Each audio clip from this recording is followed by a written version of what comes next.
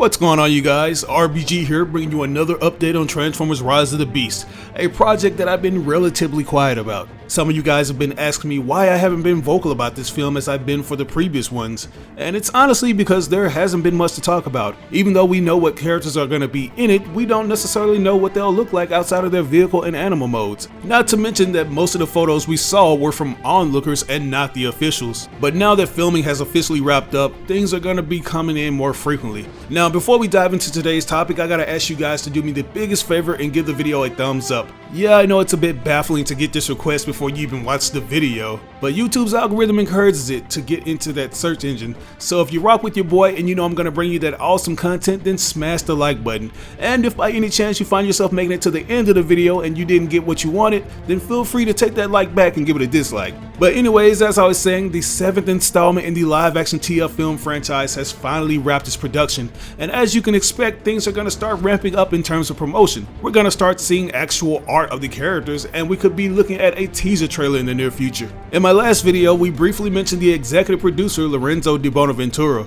He's been directly tied to each film since the very beginning and gets the final say on what should and shouldn't be added to each installment. And many have started to suspect that he's the actual catalyst to why these movies aren't well received at the box office and underperform. But in a recent interview, he stated that the reason why movies such as Bumblebee didn't do so well compared to the earlier entries was because of how poor it was marketed. And you guys have heard me say that I totally disagree with this statement, because the trailers were well received and got a lot of fans hyped, but I gotta agree that the marketing wasn't as big as the other films in terms of commercial advertising.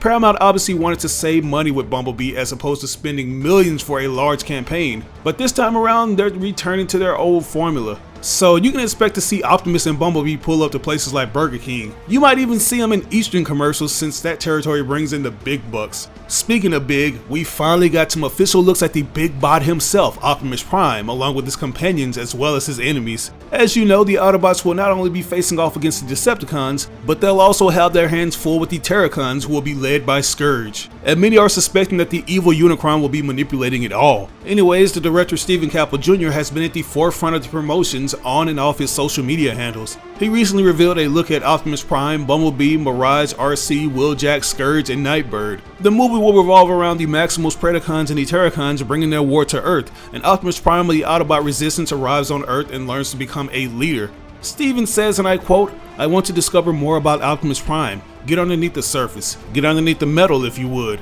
and explore who he is and his experience on Earth."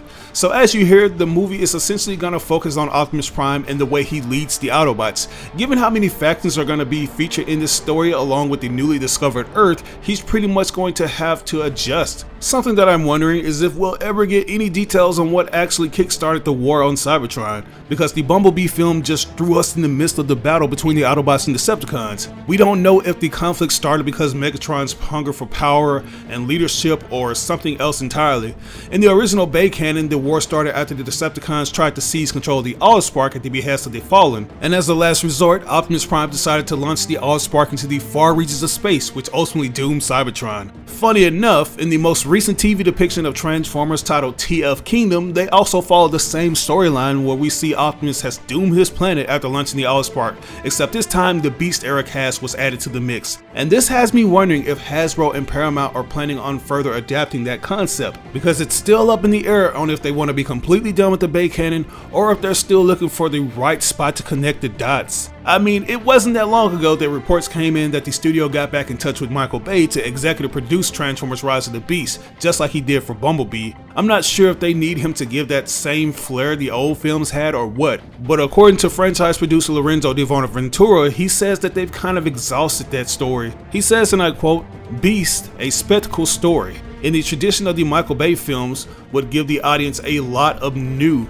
We have exhausted, I would say, the battle between the Autobots and Decepticons. Saving the world is left to the Autobots, and in the case of the Maximals, if you've seen the other movies, you're going to see villains you've never seen before and a lot of elements we've never done before." So this time around, the producers had no choice but to include the Beast era cast, even though they had mentioned in multiple interviews that those characters wouldn't pull in modern audience. But anyways, as you can see, we finally got a look at the vehicle modes. As mentioned earlier, we've been getting leaked images from fans, and all of them have mostly consisted of Optimus Prime and Mirage. Surge. But this time around, we have the core cast. Firstly, we gotta get the main two out of the way, those being Optimus and Bumblebee. As you can see, they've been beefed up to handle the latest threat. They have the reinforced bars on the bumpers, which give me heavy TF Armado vibes when I look at Optimus. Like, seeing his truck mode with all the classical colors has me wondering if they've done any alterations to his overall look. Like, we know he's gonna get most of the vehicle parts, but I'm interested in seeing if we'll see any major overhaul, kinda like we saw in Age of Extinction. But I guess we'll just have to wait and see. But moving on, we finally got an official look at Bumblebee's vehicle, which we had gotten brief descriptions about when the movie was announced. If you remember, everyone was comparing it to the RC toy car that was released during the Bumblebee movie promotions. And as you can see, the description was a bit exaggerated, particularly with the tires. I mean, they are above average to handle off-road missions, which I do believe is for the sake of keeping up with the Maximals,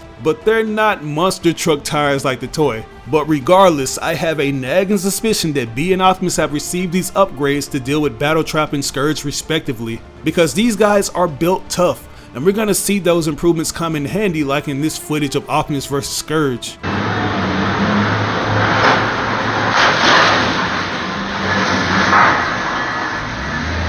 As you can see, Scourge is as he was described, being this scary truck wrapped in chains and decorated with the logos of the factions from robots he's vanquished. And this vehicle form is very much a reference to his Robots in Disguise version, which looked a lot like Optimus. If you're not familiar with the story, Scourge was originally an Autobot who was lying in stasis while in protoform. Megatron wound up obtaining his body and reprogramming him to become a Decepticon, but during that process, he just so happened to scan some of Optimus Prime's attributes, basically making him that incarnation's version of Nemesis Prime, which is a character that seems to keep popping up in recent Transformers media. We saw him in Transformers The Last Night, and spoiler alert if you haven't seen Transformers Kingdom, he was also featured in that show. And I have a suspicion that they'll take heavy inspirations from that, since Nemesis was a slave for Unicron, and that's essentially what Scourge was in the original G1 continuity. There have been tons of interviews from the producers that suggest that he's working for a powerful entity that probably won't be revealed until the end of the movie, and it'll more than likely be Unicron. And the symbol at the top of Scourge's hood looks a lot like Unicron in his robot form,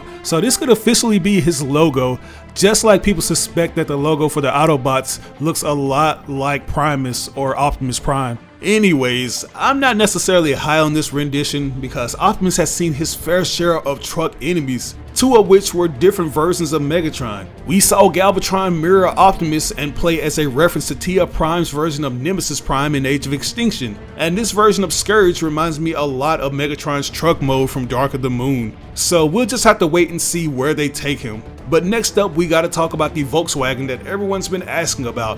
Like, we already know who the others are, such as RC for the motorcycle and Mirage for the silver and blue Porsche 911, but we're just finding out about this white and brown Volkswagen. Apparently, this is the Autobot mechanic Wheeljack. And just like Mirage's alt mode, this one has fans a little disappointed because both of the characters' vehicle forms don't reflect the ones from their G1 counterparts. And if I'm going to be honest, I think it's because their original forms aren't street legal. Wheeljack and Mirage were originally race cars in the G1 continuity, and if you're not aware, race cars are illegal to drive in traffic if they don't have all the safety features required by local laws. So the most that Paramount could do was make them sports cars or heavily modded street legal vehicles to look like race cars, kind of like they did with the Wreckers in Dark of the Moon. So if you're wondering why they didn't save the Porsche 911 as Jazz's alt mode, that's basically why they didn't, which is a bit of a bummer. But on the flip side, I feel like they did the best they could do by honoring G1 Wheeljack with the Volkswagen, because if you think about it, his Cybertronian vehicle form sort of resembled that of a van. I'd say the only thing that is off to me is the color selection. I'm guessing that the characters like him and RC will essentially retain some of their designs from the beginning portion of the Bumblebee movie, except they'll just feature more parts of their vehicle modes. But the last vehicle we have is Nightbird, who will most likely be RC's nemesis. As for all the other bots such as the Maximals and Terracons, they're gonna be completely CG, which is why we haven't gotten the photos of them, because the special effects team is probably still working on them. They're the same studio behind the CGI for the Lion King remake, so you can expect the Beast cast to move and act like realistic animals while they're in their beast forms. But with that, I think I'm gonna end this video. As I mentioned, production has officially wrapped, so expect to see more images from Paramount. I know a lot of you are probably excited to see what the Maximals and Terracons are gonna look like, and you can bet that I'm gonna be there to cover it. If you enjoyed the video and want to stay up to date, make sure you subscribe and hit that notification bell. I also advise you to go to your phone settings and enable all notifications for the YouTube app. It really helps me out and it helps you avoid missing out on anything I post. But what are your thoughts on this? Do you think this will be a good movie? And are you excited to see the promotions? Let me know in the comments below. As always, I ask you to like or dislike the video. It doesn't have to be a thumbs up, it can be a thumbs down. Any feedback is good feedback and will only help me improve on future videos. But if you really enjoyed this video, it would help me out tremendously if you've shared it with all your friends and followers on social media. Sharing really makes a difference. But once again, this is your boy RBG signing out on another video. I'll catch you guys later. Peace out.